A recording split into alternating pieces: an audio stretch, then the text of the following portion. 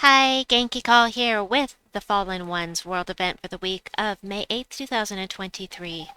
There was no sign of anything unusual in Qatar. Tessarian suggested we head to Pan's Vale. It wasn't too far, and the Fallen Satyrs there might know some more.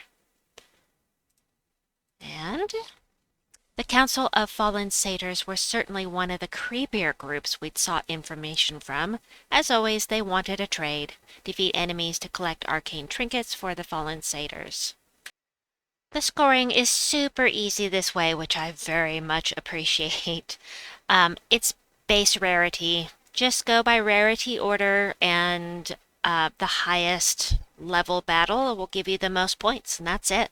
So just from top to bottom, those are the most, well, I mean, you can see it in front of you.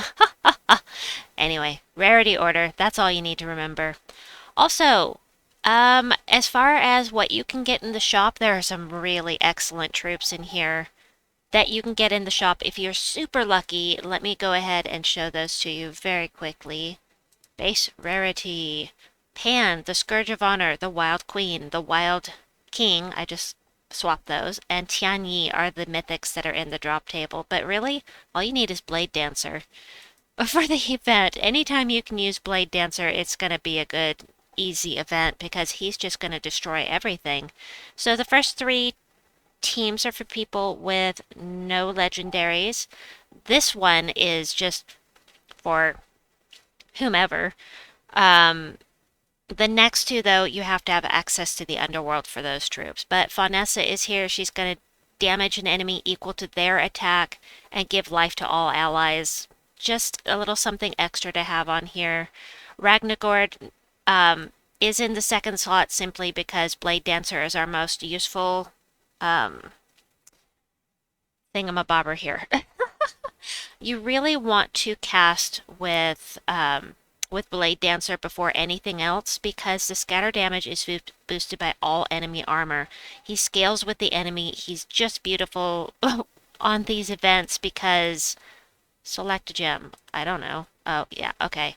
He's beautiful on these events because you get you get 2 medals and you just kill everything no matter how high you go.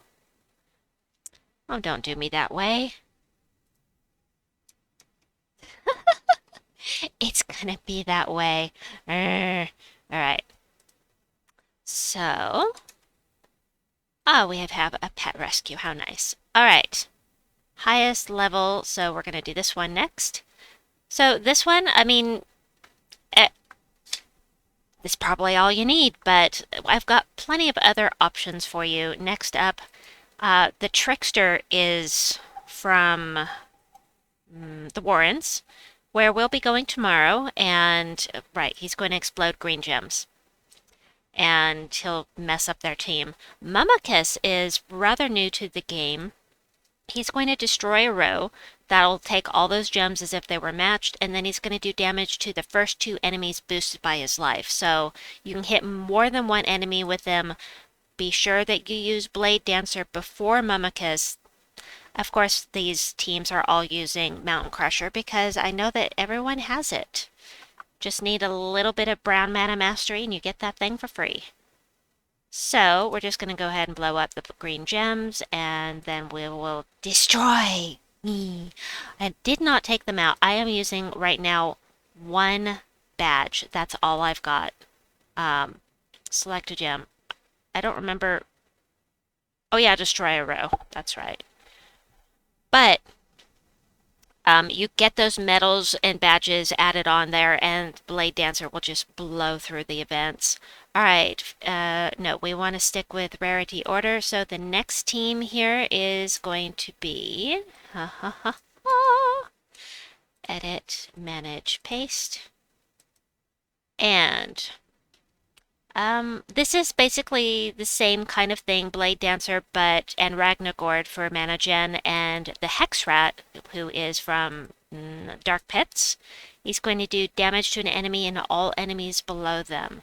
So, it's damage to all enemies. Again, always cast with Blade Dancer first, if you're using Blade Dancer. If he doesn't have enough mana yet, just wait a turn until you've got the mana. You only need to cast with him once because you're just going to strip off all their armor pretty much. There we go. And we'll do this.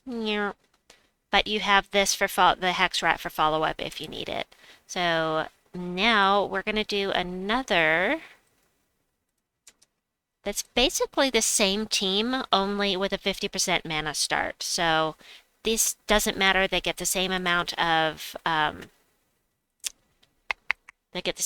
points. So it doesn't matter which legendary we choose. But Blade Dancer, Hex Rat, 50% mana start with King Silenus, 50% for Wildfolk allies, and he can do the splash damage, which is fine, but basically he's just here for the 50% mana start. It's okay.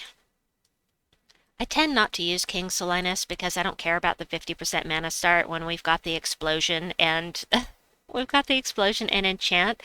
I don't tend to worry about the 50% mana start, but there's that option. So next up, edit, manage, paste.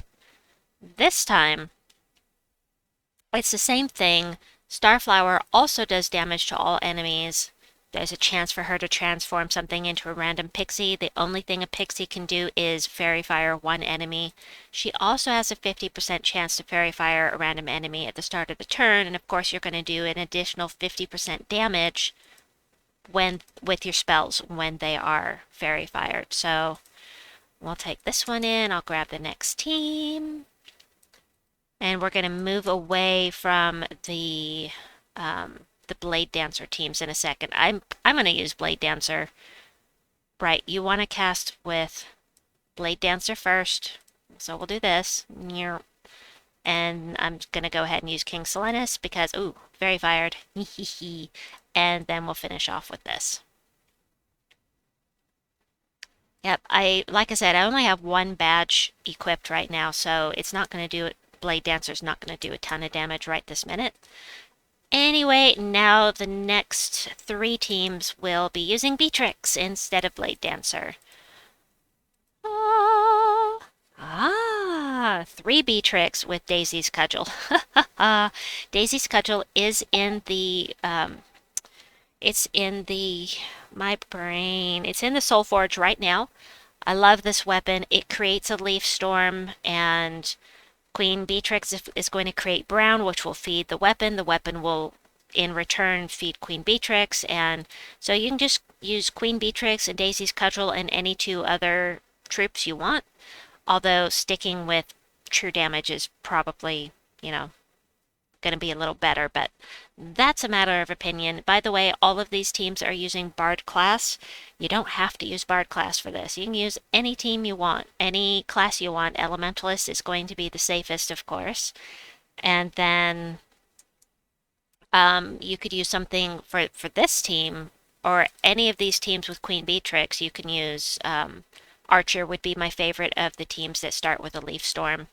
But I put Beetrix up front just to protect Daisy's Cudgel a little bit.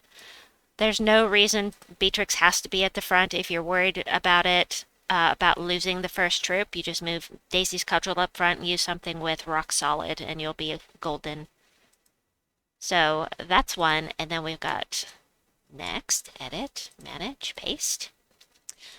The first one with a mythic. This is using Pan. Pan does not use true damage, so why am I using it when I just said there's no reason to do it without, or that it's better to do true damage? And the reason is, well, for one thing, he hits really hard, but also, all Wildfolk allies gain 1 life in magic when matching 4+ gems.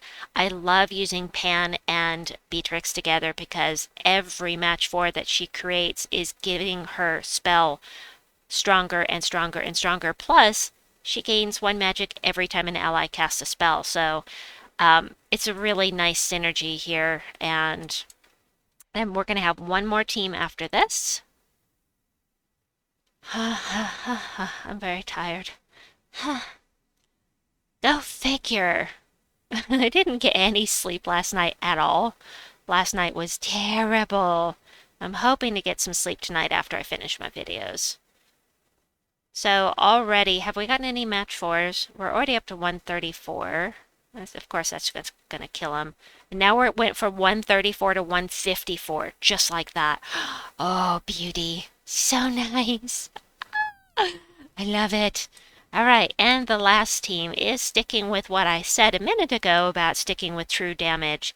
We've got the Scourge of Honor here that does true damage to all enemies. He gains mana back for every cursed and diseased, and, he's going to curse and disease them.